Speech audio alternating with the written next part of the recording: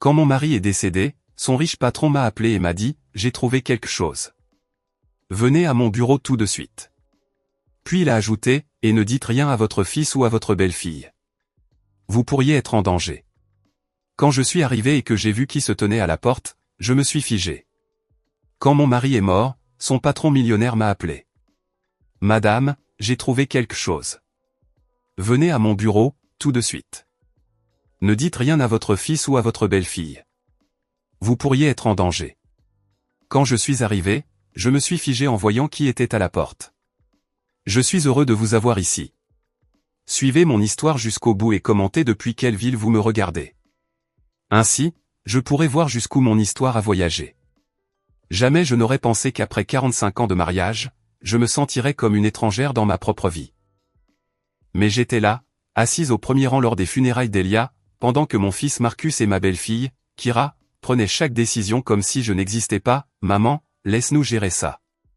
Contente-toi de rester calme, m'avait dit Marcus ce matin-là, avec cette voix condescendante qu'il avait développée ces dernières années. Kira, à côté de lui, hochait la tête avec ce faux sourire auquel je m'étais trop habitué. Je suis restée silencieuse car je n'avais pas la force de me battre. Elia était mort d'une crise cardiaque 3 jours plus tôt, si soudainement que je n'arrivais toujours pas à le réaliser pleinement. Un instant, il prenait son petit déjeuner avec moi, parlant du jardin qu'il voulait planter au printemps, et l'instant d'après, je l'ai trouvé effondré dans le garage. J'observais les gens remplir l'église communautaire, les collègues d'Elia, les voisins, quelques parents éloignés. Tout le monde s'approchait de Marcus et Kira pour présenter leurs condoléances, comme si c'était eux les veufs. Je n'étais qu'une vieille femme de 68 ans qu'il fallait protéger du traumatisme. Mamie est très fragile, ai-je entendu Kira murmurer à quelqu'un. Marcus et moi nous occupons de tout. Fragile. Ce mot faisait plus mal que n'importe quelle condoléance vide de sens. Elia ne m'avait jamais vu comme fragile. Pour lui, j'étais Lena, sa partenaire, son égale. Mais depuis que Marcus avait épousé Kira il y a 5 ans, tout avait progressivement changé. Pendant la cérémonie, j'ai remarqué quelque chose d'étrange. Marcus semblait plus soulagé qu'accablé de chagrin. Chaque fois que quelqu'un s'approchait pour le consoler, il répondait avec un calme qui frisait l'indifférence. Kira, de son côté, avait les larmes aux yeux, mais quelque chose dans son expression semblait calculé, comme si elle jouait un rôle.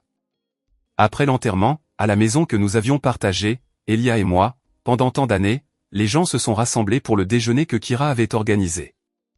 J'étais assise dans mon fauteuil préféré près de la fenêtre, regardant ma belle-fille tout dirigée comme si c'était sa propre maison.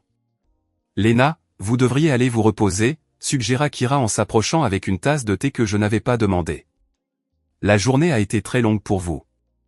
Je suis bien ici, ai-je répondu, mais ma voix semblait plus faible que je ne le voulais. Marcus s'est approché et s'est assis sur le canapé en face de moi. Maman, Kira et moi avons discuté. Nous ne pensons pas que tu devrais rester seule dans cette maison. Elle est trop grande pour toi, et après ce qui est arrivé à papa. Mon sang se glaça. 1, 2, 3, de quoi parles-tu?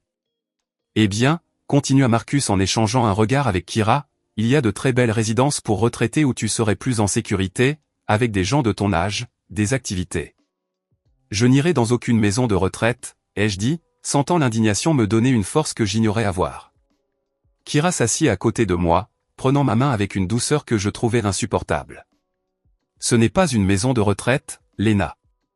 Ce sont des résidences élégantes pour personnes âgées, et nous pourrions te rendre visite tous les week-ends. C'est ma maison, ai-je marmonné, mais je sentais déjà ma résolution s'effriter sous leur regard plein de pitié. La conversation fut interrompue par la sonnerie du téléphone. Marcus se leva pour répondre, et je pouvais entendre sa voix depuis la cuisine, mais pas les mots exacts. Quand il revint, son expression avait changé. C'était quelqu'un du bureau de papa, dit-il, l'air agacé. Il voulait te parler de paperasse. Quelle paperasse, ai-je demandé. Je ne sais pas. Je lui ai dit que tu n'étais pas disposé, qu'il pouvait tout arranger avec moi. Quelque chose dans son ton me dérangea. Marcus, ton père a travaillé dans cette entreprise pendant 30 ans. S'ils veulent me parler de quelque chose, j'ai le droit de l'entendre. Maman, ne t'inquiète pas pour ces choses-là. Nous nous occuperons de toute la paperasse et des affaires juridiques. Cette nuit-là, Après que tout le monde fut parti et que Marcus et Kira m'eurent enfin laissé seul, je me suis assise sur le lit que j'avais partagé avec Elia pendant tant d'années. La maison était trop silencieuse, pleine de souvenirs qui semblaient maintenant lointains. C'est alors que mon portable sonna. Le numéro était inconnu. Madame Lena Odom, dit une voix d'homme à l'autre bout du fil. Je suis Théodore Vance, le patron de votre mari chez Sterling & Grant Financial. Monsieur Vance, ai-je répondu, me souvenant du nom. Elia avait mentionné son patron plusieurs fois, toujours avec respect. Madame, je suis vraiment désolé pour votre perte. Elia était un homme extraordinaire, et tout le monde au bureau l'appréciait énormément. Merci, ai-je murmuré. Il y eut une pause, puis sa voix devint plus sérieuse. Madame Odom, j'ai besoin de vous voir de toute urgence. Il y a quelque chose que vous devez savoir sur les derniers mois de la vie de votre mari. Quelque chose d'important. Mon cœur se mit à battre plus vite. Quel genre de chose? Je ne peux pas en parler au téléphone. Pouvez-vous venir à mon bureau demain matin? Et madame, il est crucial que vous ne disiez rien de cette conversation à votre fils ou à votre belle-fille. Elia a été très précis à ce sujet. L'air me manqua. Pourquoi? Que se passe-t-il? S'il vous plaît, madame Odom, venez demain à 10 heures du matin. Votre mari m'a demandé, si quelque chose lui arrivait, de m'assurer de parler avec vous, mais seulement avec vous. La ligne a coupé, et je suis restée assise dans le noir, tenant le téléphone avec des mains tremblantes. Elia avait anticipé sa mort. Il avait laissé des instructions précises, et pour une raison quelconque, ces instructions incluaient de tenir Marcus et Kira à l'écart. Pour la première fois depuis sa mort, j'ai eu l'impression que mon mari me parlait de quelque part, au loin, me disant de faire attention, que ce n'était pas le moment d'être fragile. Quelque chose n'allait pas du tout, et j'étais la seule à pouvoir le découvrir. Le lendemain matin, je me suis réveillée avec une détermination que je n'avais pas ressentie depuis des mois. Pour la première fois depuis la mort d'Elia, j'avais un but précis. Je me suis habillée avec soin, choisissant le tailleur bleu marine qu'Elia disait toujours me donner un air élégant et fort. Marcus a appelé tôt, comme il le faisait depuis l'enterrement. « Comment as-tu dormi, maman ? Kira et moi pensions que tu devrais peut-être rester avec nous quelques jours. »« Je vais bien, mon fils, » ai-je répondu, en essayant de paraître normal. « En fait, je dois sortir ce matin. » Il y eut une pause. « Sortir où ? » Mon esprit a travaillé rapidement. « À la pharmacie. Je n'ai plus de pilules pour ma tension. Je peux t'apporter les pilules. Tu n'as pas besoin de sortir. Marcus, je peux conduire jusqu'à la pharmacie. Je ne suis pas une invalide. » Son soupir était audible au téléphone. « D'accord, mais sois prudente. Et si tu as besoin de quoi que ce soit, appelle-nous immédiatement. » J'ai conduit jusqu'au centre-ville, les mains crispées sur le volant. Le bâtiment de Sterling & Grant Financial était une tour de verre de 20 étages qui m'avait toujours un peu intimidé. Elia travaillait au 15e étage, dans le service d'audit interne. La réceptionniste m'a guidé jusqu'à l'étage de la direction, où je n'étais jamais allé. Le bureau de Théodore Vance était impressionnant. Des fenêtres du sol au plafond donnaient sur toute la ville, des meubles en acajou et un sentiment de puissance qui imprégnait l'air. Théodore Vance était un homme d'environ 55 ans, avec des cheveux gris parfaitement coiffés et un costume qui coûtait probablement plus que mon loyer mensuel. Il se leva quand j'entrai, et je vis une sincère préoccupation dans ses yeux. « Madame Odom, merci d'être venue. Je vous en prie, asseyez-vous. » Je m'installai dans l'un des fauteuils en cuir devant son bureau, me sentant comme en territoire inconnu. « Tout d'abord, commença Théo, je veux que vous sachiez que votre mari était l'un de nos employés les plus précieux. En 30 ans, nous n'avons jamais eu une seule plainte concernant son travail. »« Merci, » ai-je murmuré, bien que quelque chose dans son ton m'indiqua que ce n'était qu'un préambule. Théo se leva et se dirigea vers un classeur derrière son bureau. Il en sortit un dossier épais et le posa devant moi. « Madame Odom, au cours des 6 derniers mois de sa vie, Elia est venu me voir plusieurs fois avec des préoccupations très spécifiques. » Il ouvrit le dossier, révélant des pages et des pages de documents, des notes manuscrites de l'écriture familière d'Elia, et ce qui ressemblait à des photographies d'autres documents. « Des préoccupations à quel sujet ? » Théo me regarda droit dans les yeux. « Au sujet de sa famille. » J'ai eu l'impression que le sol se dérobait sous mes pieds. « Ma famille ? Elia croyait que son fils et sa belle-fille essayaient de le manipuler pour qu'il apporte des changements importants à son testament et à ses comptes bancaires. Les mots n'eurent pas de sens immédiat. C'est impossible. Marcus ne ferait jamais. Madame Odom, interrompit-il doucement, saviez-vous qu'au cours des 8 derniers mois, Elia a reçu de multiples visites de votre fils et de votre belle-fille, souvent lorsque vous n'étiez pas à la maison? Ils lui ont suggéré à plusieurs reprises qu'il serait préférable pour vous qu'il organise les choses de manière à ce que, si quelque chose lui arrivait, Marcus ait un pouvoir juridique immédiat sur toutes les décisions financières et médicales vous concernant. Je secouai la tête, mais quelque chose de froid s'installa dans mon estomac. Ça ne peut pas être vrai, ai-je chuchoté. Théo ouvrit l'une des pages et la tourna vers moi. C'était la photocopie d'un document juridique partiellement rempli. Je reconnus la signature d'Elia en bas, mais elle était barrée. Elia m'a apporté ça il y a 3 mois. Il a dit que Marcus l'avait pressé de le signer, lui disant que c'était pour le bien de la famille et que cela vous protégerait d'avoir à prendre des décisions difficiles s'il n'était plus là. Je lus les premières lignes du document. C'était un transfert de procuration qui aurait donné à Marcus un contrôle total sur toutes nos finances et les décisions médicales me concernant si Elia mourait ou devenait incapable. Mais il ne l'a pas signé, ai-je observé. Non. Et c'est ce qui a commencé à inquiéter Elia. Comme il me l'a dit, quand il a refusé de signer, Marcus est devenu très contrarié. Il lui a dit qu'il était égoïste, qu'il ne pensait pas à ce qui serait le mieux pour vous. Mon esprit commença à faire des liens que je ne voulais pas faire. Je me suis souvenu des visites de Marcus et Kira au cours de la dernière année, de la façon dont il semblait toujours chuchoter quelque chose quand j'entrais dans la pièce. Il y a plus, continua Théo, se tournant vers une autre page.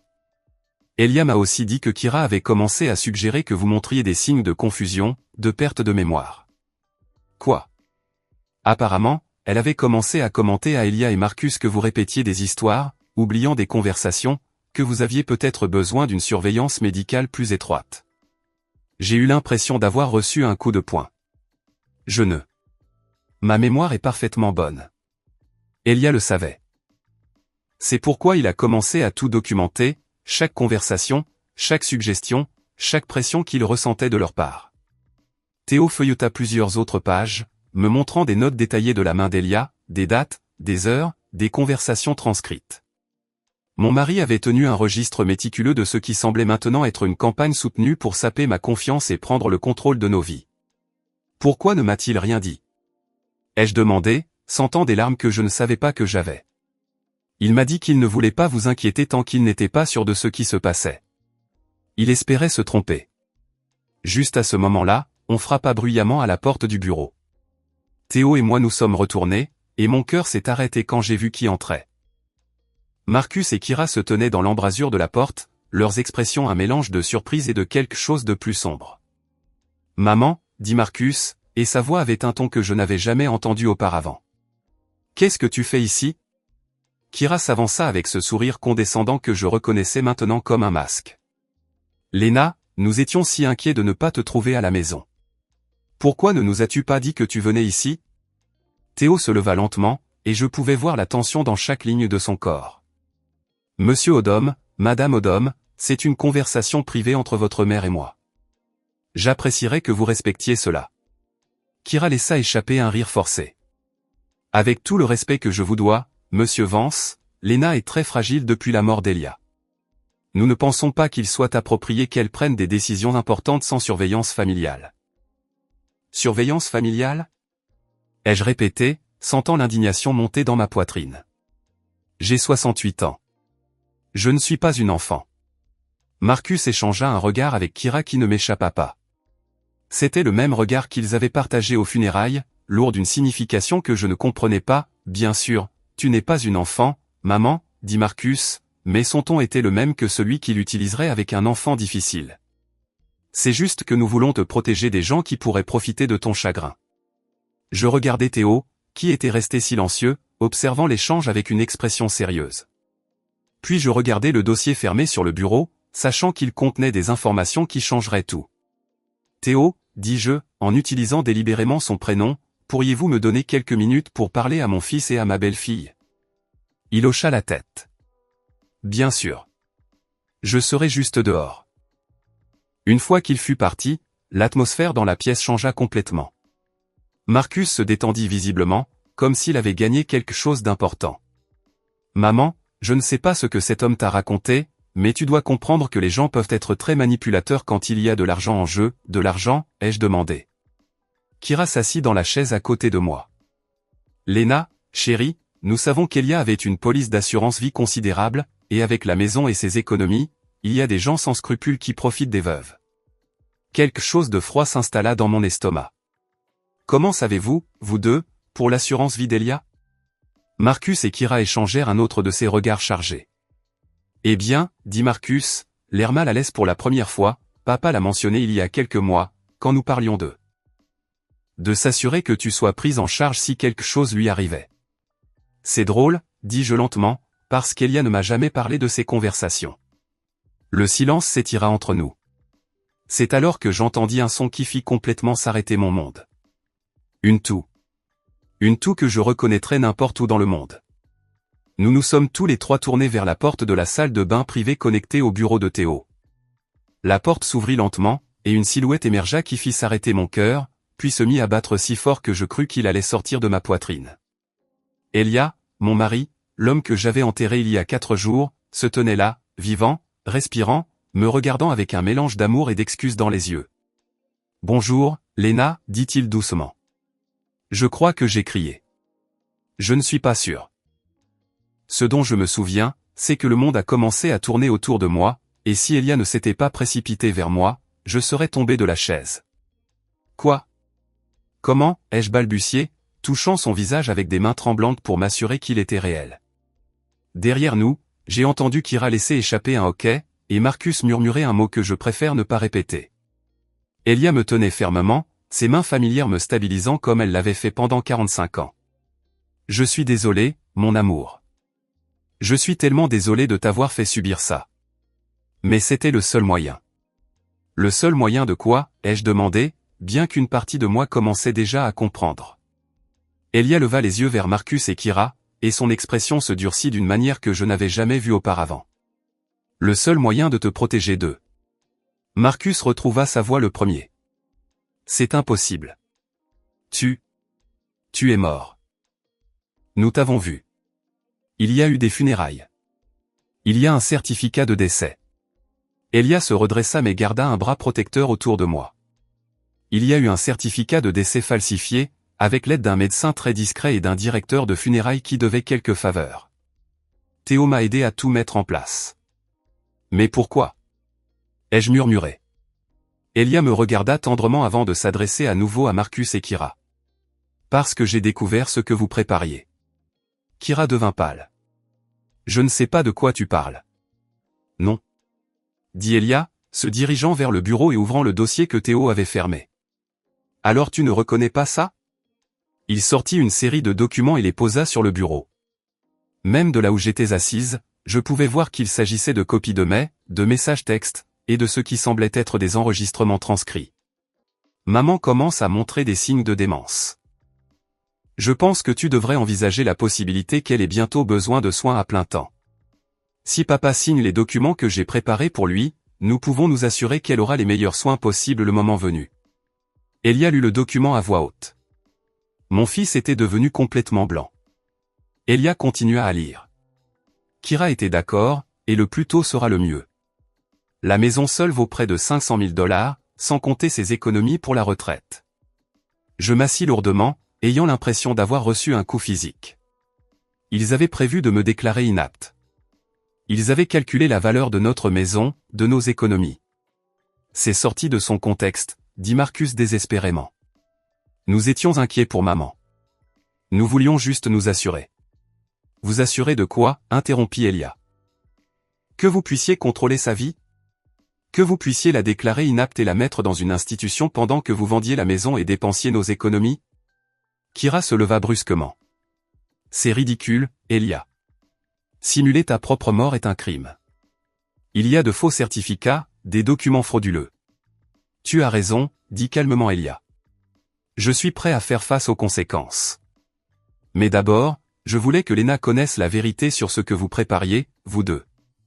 Il s'approcha de moi et me prit les mains. Mon amour, depuis 8 mois, ils me rendent régulièrement visite quand tu n'es pas là. Au début, je pensais que c'était parce qu'il s'inquiétait pour nous. Mais j'ai progressivement réalisé que chaque conversation était conçue pour me convaincre que tu perdais tes capacités mentales, que tu avais besoin de surveillance, qu'il serait égoïste de ma part de ne pas prendre des dispositions légales pour te protéger. Je regardais Marcus, mon fils, le bébé que j'avais porté dans mes bras, que j'avais réconforté pendant ses cauchemars, que j'avais aimé inconditionnellement pendant 35 ans. Est-ce que c'est vrai? Lui ai-je demandé. Pendant un instant, j'ai vu quelque chose dans ses yeux qui aurait pu être de la honte, mais ensuite son regard s'est durci. Maman, tu ne comprends pas les pressions financières auxquelles nous sommes confrontés. Kira et moi avons des dettes, des obligations. Alors, c'était vrai, ai-je murmuré.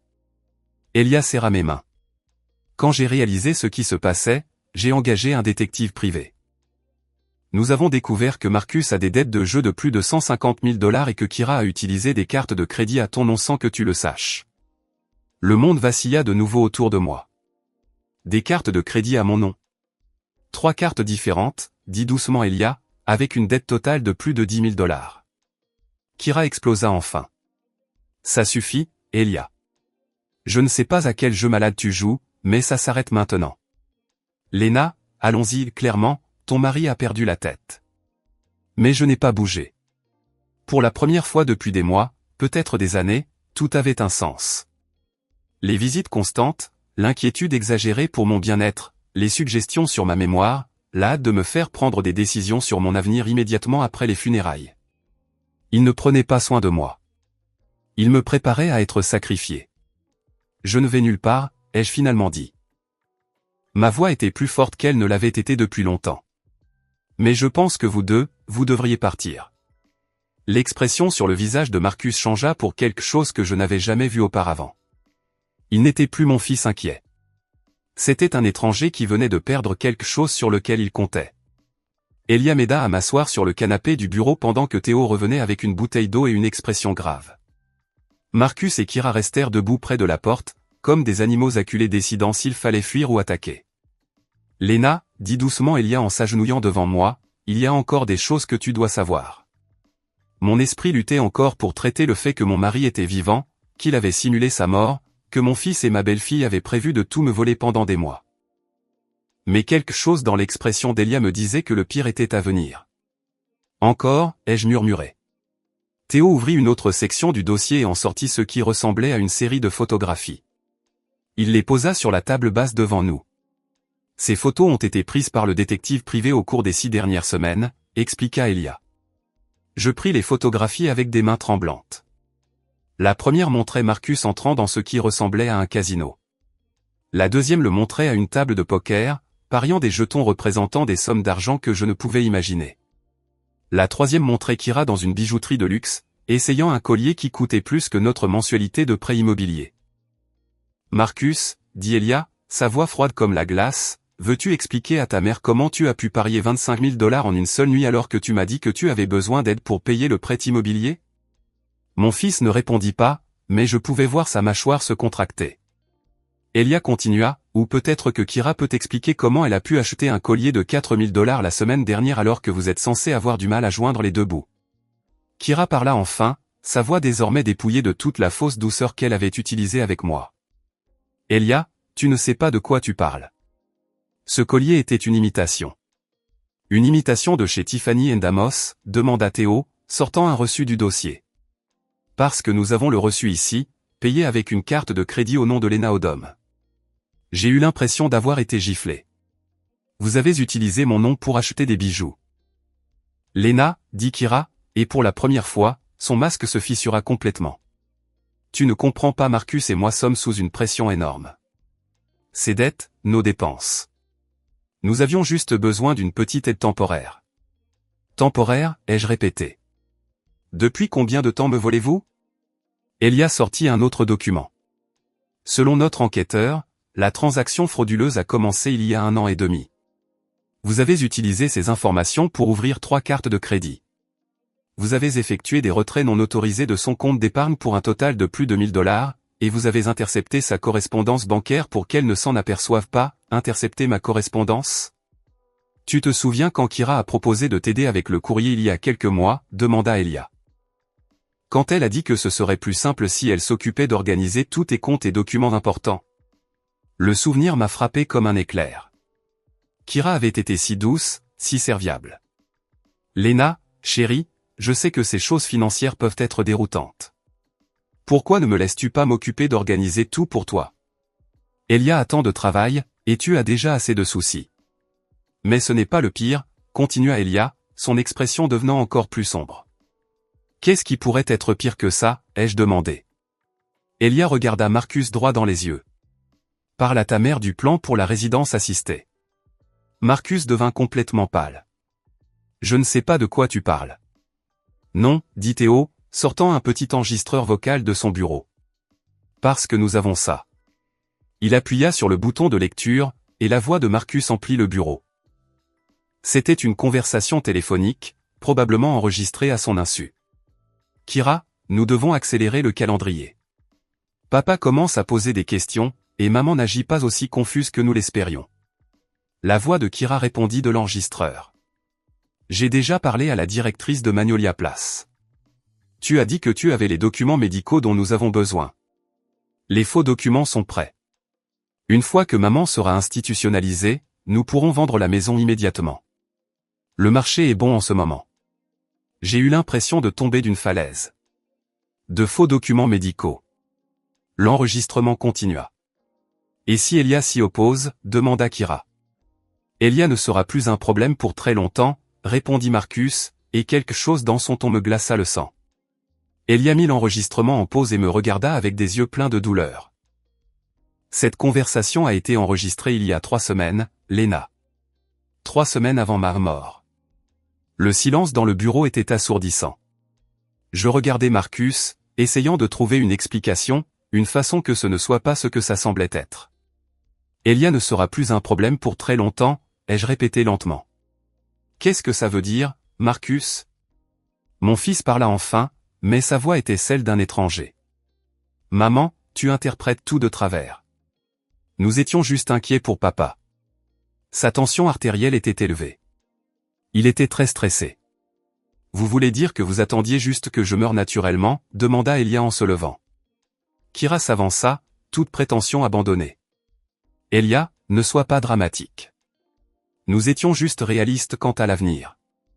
Lena va finir par avoir besoin de soins, et il vaut mieux planifier à l'avance. Planifier à l'avance, ai-je répété, ou accélérer le processus? Théo sortit un autre document du dossier. Lena, c'est peut-être la chose la plus difficile à entendre. C'était un rapport médical. J'ai lu les premières lignes avec une horreur croissante. La patiente présente des signes clairs de démence précoce, des épisodes de confusion, une perte de mémoire à court terme, une désorientation. Évaluation pour des soins à plein temps recommandés.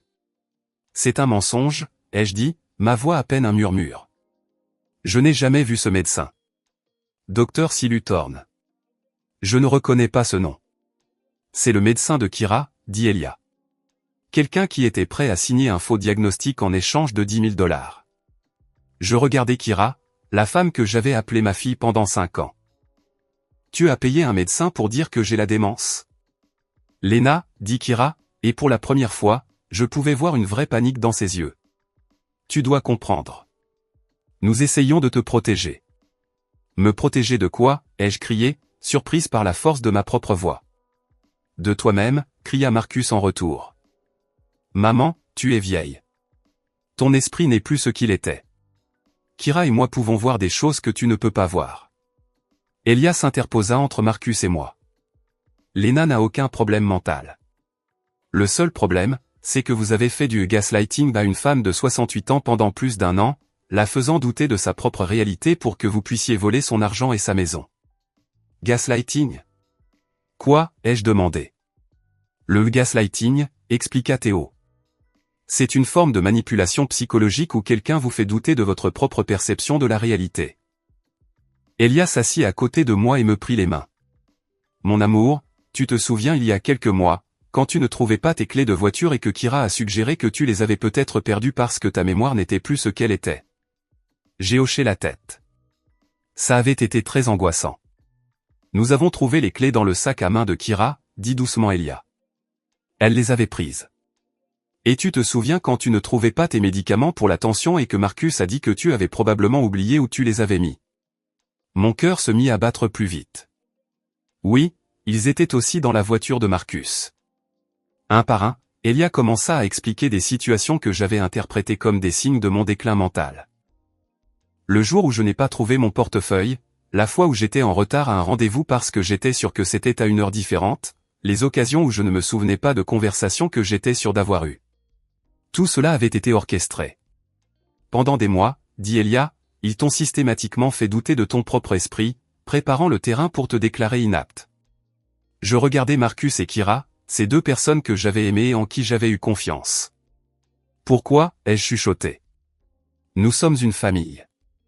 Kira rit, un son amer que je n'avais jamais entendu de sa part. Une famille, Lena?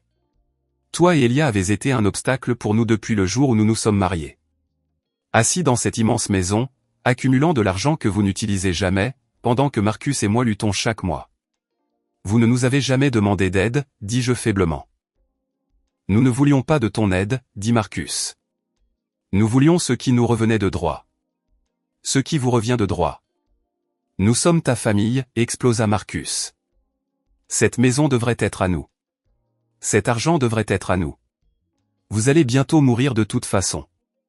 Le silence qui suivit ces mots fut absolu. À ce moment-là, je savais que j'avais perdu mon fils pour toujours.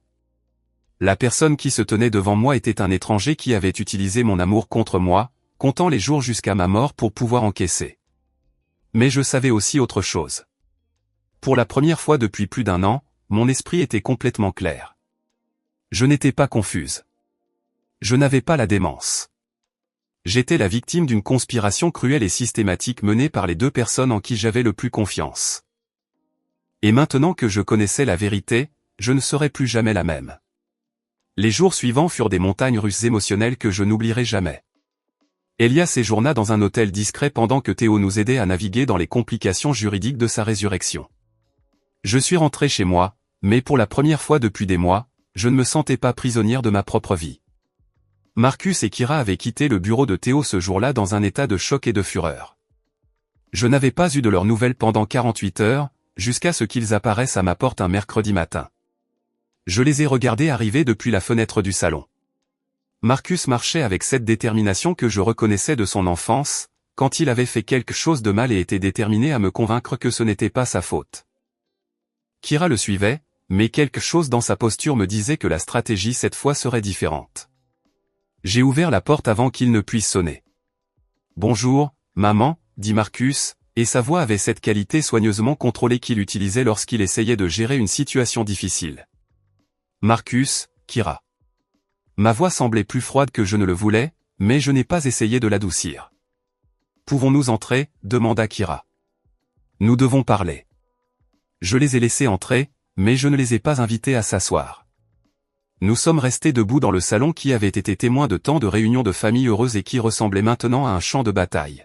« Maman », commença Marcus, « nous avons beaucoup réfléchi à ce qui s'est passé au bureau. » J'en suis sûr. Kira fit un pas en avant. « Lena, je pense qu'il y a beaucoup de malentendus ici. » Oui, Marcus et moi avons été préoccupés par ton bien-être, mais tout ce que nous avons fait était avec les meilleures intentions. Les meilleures intentions, ai-je répété, comme utiliser mon nom pour ouvrir des cartes de crédit. Ces cartes étaient pour les urgences, dit rapidement Marcus. Des dépenses qui pourraient survenir liées à tes soins. Comme un collier de 4000 $. Kira soupira. D'accord, j'ai fait une erreur, mais Lena, tu dois comprendre la pression sous laquelle nous étions. Les dettes de Marcus, nos dépenses. Vos dettes ne sont pas ma responsabilité, ai-je dit, surprise de la facilité avec laquelle il était de dire ces mots. Marcus changea de tactique. Maman, papa te manipule. Ne te semble-t-il pas étrange qu'il simule sa propre mort? Quel genre d'homme fait ça? Le genre d'homme qui essaie de protéger sa femme d'un fils qui prévoit de tout lui voler. Nous ne volions pas. Explosa Marcus. Cette maison, cet argent, ça allait finir par être à nous de toute façon. Nous essayions juste d'accélérer le processus parce que nous avions besoin d'aide. La brutale honnêteté de cette déclaration me laissa sans voix un instant.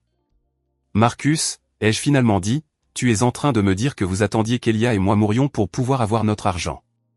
Ça ne sonne pas comme ça, intervint désespérément Kira. Toutes les familles planifient pour l'avenir. Les familles ne prévoient pas de déclarer leurs parents inaptes avec de faux diagnostics médicaux. Kira devint pâle. C'était juste une précaution au cas où tu aurais vraiment eu besoin de soins à l'avenir. Une précaution que vous avez payée 10 000 $. Marcus passa ses mains dans ses cheveux, un signe qu'il perdait patience. Maman, écoute-toi. Tu es devenue paranoïaque. Papa te remplit la tête d'idées folles. Des idées folles, ai-je répété, comme l'idée que je mérite de vivre dans ma propre maison sans que personne n'essaie de me déclarer folle. Personne n'essaie de te déclarer folle, cria Marcus. Je me suis dirigé vers le téléphone et j'ai composé un numéro que j'avais mémorisé. Qu'est-ce que tu fais? Demanda Kira. J'appelle Elia, ai-je répondu. Je pense qu'il devrait être là pour cette conversation. Maman, non, dit Marcus, mais il était déjà trop tard. Elia arriva 20 minutes plus tard. Il s'attendait à mon appel, sachant probablement que ce moment viendrait. Quand il entra, la tension dans la pièce s'intensifia immédiatement. Marcus, Kira, les salua-t-il d'une voix neutre. Papa, dit Marcus, nous devons résoudre ça en famille. Elia s'assit à côté de moi sur le canapé, prenant automatiquement ma main. Je t'écoute.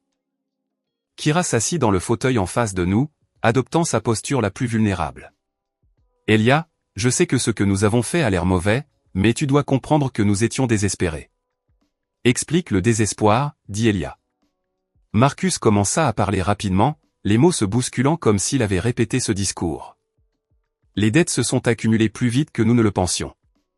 Le casino. Je sais que c'était stupide, mais je pensais que je pourrais gagner de l'argent rapidement. Et quand ça n'a pas marché, nous avons paniqué. Alors, vous avez décidé de voler vos parents, demanda Elia. Ce n'est pas voler, cria Marcus. Vous avez plus d'argent que vous n'en dépenserez jamais. Cette maison est trop grande pour 2 personnes. Nous ne faisions qu'accélérer l'héritage. Accélérer l'héritage en me déclarant inapte, ai-je demandé. Kira se mit à pleurer. Pas de vraies larmes, mais le genre de pleurs calculés que je l'avais vu utiliser à d'autres occasions quand elle voulait obtenir quelque chose. Lena, nous n'avons jamais voulu te faire de mal. Nous voulions juste nous assurer que tu étais prise en charge et que nous pouvions rembourser nos dettes. Vous pensiez pouvoir gérer les deux en volant mon argent et en m'enfermant dans une résidence assistée. J'ai dit que ce n'était pas une maison de retraite, dit Marcus. Magnolia Place est une très belle communauté de retraités. Tu y aurais été à l'aise. Contre ma volonté. Tu te serais adapté avec le temps, murmura Kira. Le silence qui suivit fut absolu. Je pense que c'est à ce moment-là que même eux ont réalisé à quel point ce qu'ils avaient prévu semblait monstrueux. Elia se leva lentement. Marcus, je veux que tu écoutes très attentivement ce que je vais te dire. Mon fils leva les yeux, et pendant un instant, je vis une lueur de l'enfant qu'il avait été. Ta mère et moi avons décidé que tu ne fais plus partie de nos vies, dit Elia d'une voix ferme mais sans émotion. Nous ne voulons pas te voir. Nous ne voulons pas entendre parler de toi, et nous ne voulons certainement pas que tu aies accès à nos finances ou à nos propriétés. Marcus bondit sur ses pieds. Vous ne pouvez pas faire ça. Je suis votre fils.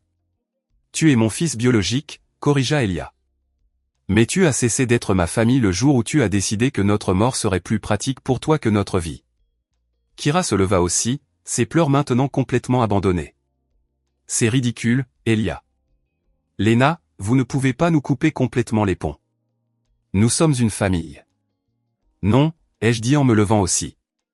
La famille n'essaie pas de voler. La famille n'essaie pas de faire douter ses proches de leur propre santé mentale. La famille ne compte pas les jours jusqu'à votre mort pour encaisser votre argent. Marcus me regarda avec une expression que je n'avais jamais vue auparavant. Tu sais quoi, maman? Peut-être que tu as raison. Peut-être que c'est mieux pour tout le monde. Parce que j'en avais déjà marre de faire semblant de me soucier de toi alors que tout ce que je voulais vraiment, c'était que tu te pousses du chemin, ces mots m'ont frappé comme une gifle physique. Mais étrangement, ils m'ont aussi libéré.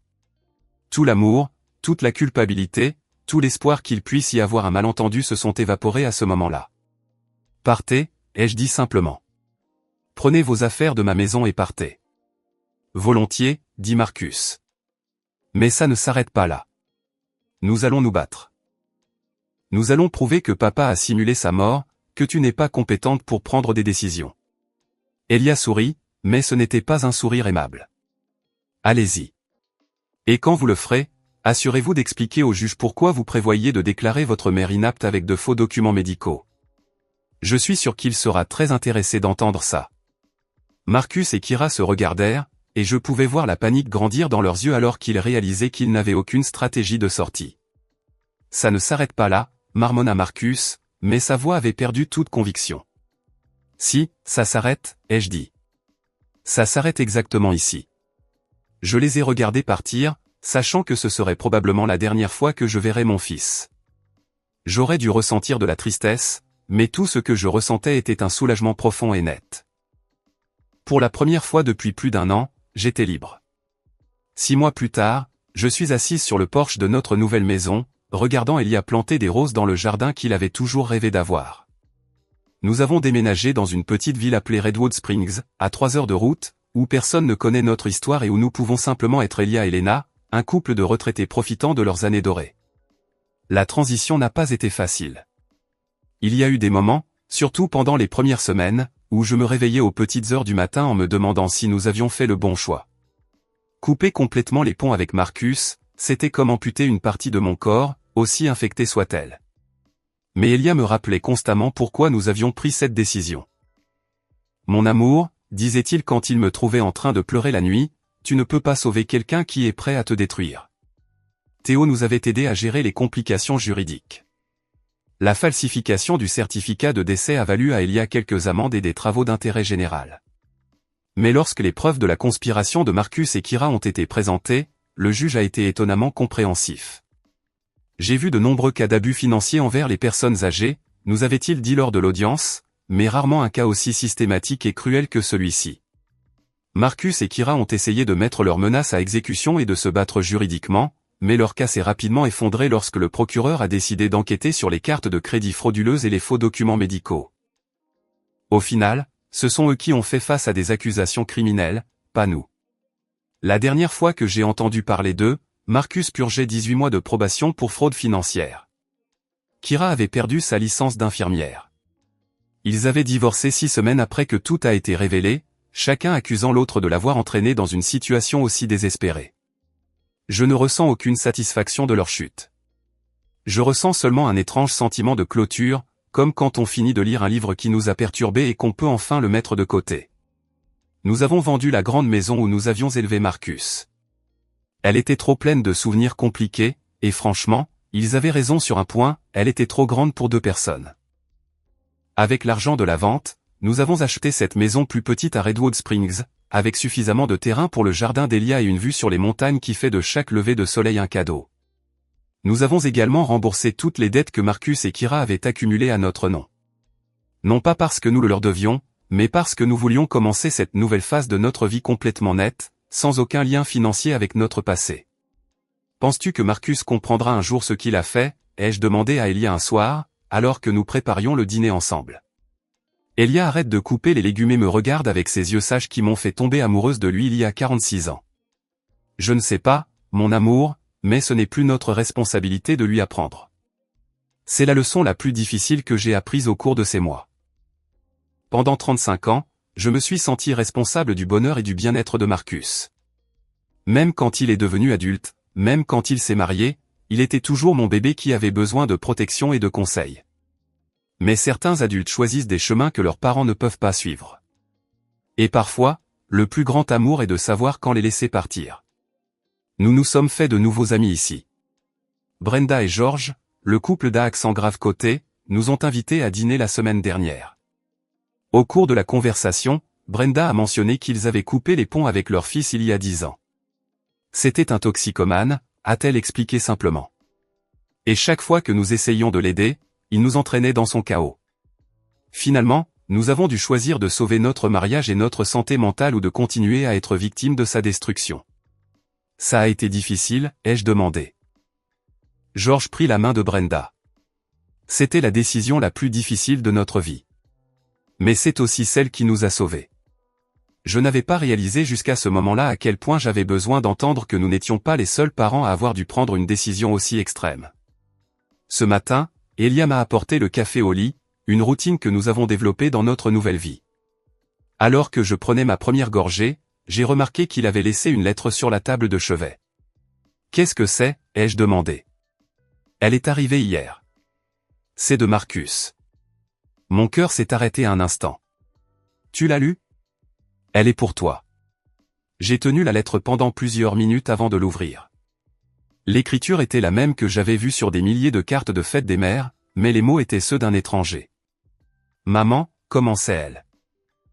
Je sais que tu ne veux probablement pas avoir de mes nouvelles, mais je dois te dire quelque chose. Kira et moi avons divorcé. Elle a tout mis sur le dos de mes dettes de jeu, mais je sais que la vérité est plus compliquée que ça. » Il continuait en expliquant qu'il était en thérapie, essayant de comprendre comment il en était arrivé au point de conspirer contre ses propres parents. Le thérapeute dit que j'ai des problèmes de sentiment de droit, que j'ai toujours eu l'impression de mériter les choses sans travailler pour les obtenir. Ça en est arrivé au point. Bref. Je ne demande pas pardon parce que je sais que je ne le mérite pas. Je voulais juste que tu saches que je comprends ce que j'ai fait et que je comprends pourquoi tu as dû t'éloigner de moi. Si jamais tu veux me donner une autre chance, je travaillerai à être la personne que j'aurais dû être depuis le début. Quand j'ai fini de lire, j'ai tendu la lettre à Elia. Qu'en penses-tu ? Je pense qu'il ressemble à quelqu'un qui essaie de changer, ai-je dit honnêtement. Mais je pense aussi que les mots sont faciles. Elia hocha la tête. Et que veux-tu faire ? Rien, ai-je dit, me surprenant par la certitude de ma réponse. Je veux continuer à vivre notre vie. Et si un jour il prouve par des actes réels qu'il a changé, peut-être que nous pourrons reconsidérer. Et s'il ne le fait jamais ? J'ai regardé par la fenêtre le jardin où les roses qu'Elia avait plantées commençaient à fleurir. Alors nous vivrons une belle vie sans lui. Cet après-midi-là, pendant qu'Elia travaillait dans le jardin, j'ai décidé d'écrire ma propre lettre, non pas à Marcus, mais à moi-même, une sorte de déclaration d'indépendance de la culpabilité que j'avais portée. Chère Léna de 68 ans, ai-je écrit, pardonne-toi d'avoir tant aimé que ça t'a presque tout coûté. Pardonne-toi d'avoir fait tellement confiance que ça t'a presque coûté ta santé mentale. Pardonne-toi d'avoir cru que l'amour familial est toujours inconditionnel. Mais célèbre aussi ta force. Célèbre le fait que lorsque tu as enfin vu la vérité, tu as eu le courage d'agir. Célèbre le fait que tu as choisi ta propre vie au détriment du confort de tous les autres. Cette nuit-là, alors qu'Elia et moi nous préparions à dormir dans notre nouvelle chambre avec vue sur les montagnes, il m'a demandé, regrettes-tu quelque chose ? De l'avoir complètement coupé de nos vies ? Non, ai-je répondu sans hésitation, de ne pas avoir vu les signes plus tôt, parfois. Et moi, simulant ma mort ? J'ai souri. C'était dramatique, mais efficace. Elia a ri. Définitivement efficace. Nous sommes restés silencieux un moment, écoutant les bruits de la nuit dans notre nouvelle maison. Tu sais quelle est la chose la plus étrange, ai-je dit finalement. Quoi ? Je me sens plus jeune maintenant que lorsque j'avais 50 ans. Comme si je portais un poids dont je ne savais même pas qu'il était là. Elia prit ma main dans l'obscurité. C'est ce qui arrive quand on arrête de vivre pour les autres et qu'on commence à vivre pour soi-même. Ce matin, j'ai reçu un appel de Brenda, notre nouvelle voisine. Léna, a-t-elle dit, un groupe d'entre nous va au marché des fermiers samedi, et ensuite nous pensions déjeuner dans ce nouveau café français. Voudrais-tu venir ? J'adorerais, ai-je répondu sans hésiter. Il y a un an, j'aurais dû consulter Marcus et Kira, m'assurer qu'ils n'avaient besoin de rien, réfléchir si c'était approprié pour une femme de mon âge de sortir avec des amis. Maintenant, je dis simplement oui aux choses qui me rendent heureuse. Alors que j'écris ces lignes, assise sur mon porche avec une tasse de thé et le son d'Elia qui siffle en arrosant ses roses, je réalise que c'est la première fois depuis des décennies que je me sens complètement libre. Libre de culpabilité, libre d'attente, libre du besoin de justifier mes décisions à des gens qui n'ont jamais eu mes meilleurs intérêts à cœur. Marcus avait raison sur une chose. Elia et moi ne vivrons probablement pas beaucoup plus d'années, mais les années qui nous restent seront les nôtres. Vécues selon nos termes, entourés de gens qui nous aiment inconditionnellement et sans arrière-pensée. Et j'ai découvert que cela vaut plus que n'importe quel lien familial toxique que j'ai pu perdre en chemin. Parfois, la plus grande liberté vient du courage de marcher vers l'inconnu, laissant derrière soi même ceux qu'on a le plus aimé lorsque l'amour était devenu indiscernable du mal. Ce soir, je dormirai profondément pour la première fois en 2 ans, sachant que demain, je me réveillerai à une vie qui est entièrement la mienne. Mon histoire vous a-t-elle plu? Si vous avez écouté jusqu'à la fin, mettez un dans les commentaires. Si vous avez apprécié, vous pouvez me soutenir en aimant la vidéo et en envoyant un petit pourboire. J'ai beaucoup d'autres histoires de vie comme celle-ci sur ma chaîne, alors assurez-vous de vous abonner et de les consulter. J'ai ajouté 2 nouvelles histoires à l'écran que tout le monde adore. Merci d'avoir été là. À la prochaine. Oh yes, Yasso, we do need your opinion. We are getting a little bit political. Yasso, do you have anything to say about the current political state of and economic state of the world? Because this is what we discuss around here. We're not children that talk about like partying and stuff. We talk about the political and economic state of the world. Serious stuff. I did start my streaming career being like, I'm never gonna talk about politics, but like sometimes the time just arises. When am I gonna play Fall Guys? Dude, he always asking the tough questions. I don't know. I'll play Fall Guys again. It was pretty fun. It was pretty fun. Oh my god, oh my god. Someone's coming for me.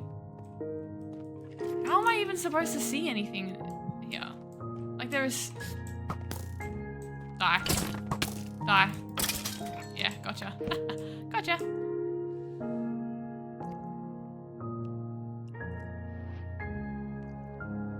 How much did it set you back? An hour. I love that video, bro. I love Scottish people. I genuinely need... I kind of want to watch a Scottish person compilation right now because holy crap, some of the best jokes of all time have come from Scottish people. Can I mine this with stone?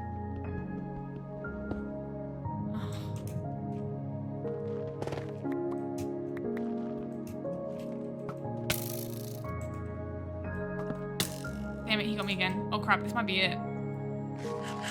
No. I don't go down this easily.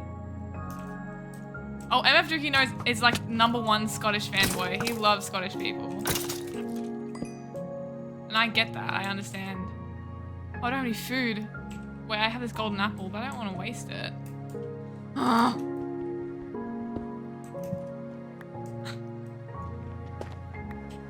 Oh, everyone is bonding about Scottish people. This is great. This is why Scottish people are genuinely maybe some of the best people on earth. Because, like, name one person that doesn't like Scottish people. I'm waiting. I'm genuinely waiting. I've never met someone that's like, I hate Scottish people.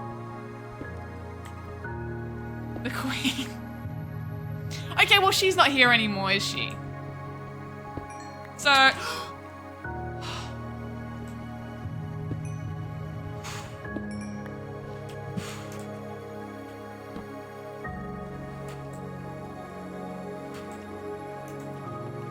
I need to get out of here. I need to get out.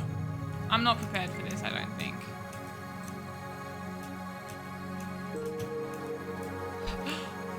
Oh, it's nighttime. Okay, well maybe I should stay here. Exactly. Well, that's pretty intense, Fern. How did that turn out for her? Literally, though. And you took that personally. I bet you cheered when she was gone. I bet you cheered. I bet you were like literally running up and down the streets naked, being like, I am free. I'm free. Okay. I need food. This music is really inspirational, though. Okay, so there are a few people that don't like Scottish people. But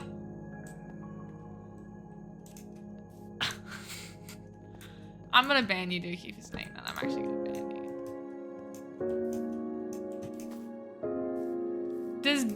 Does Trump like Scottish people though? This is important. If he does, maybe he's actually not that bad of a guy.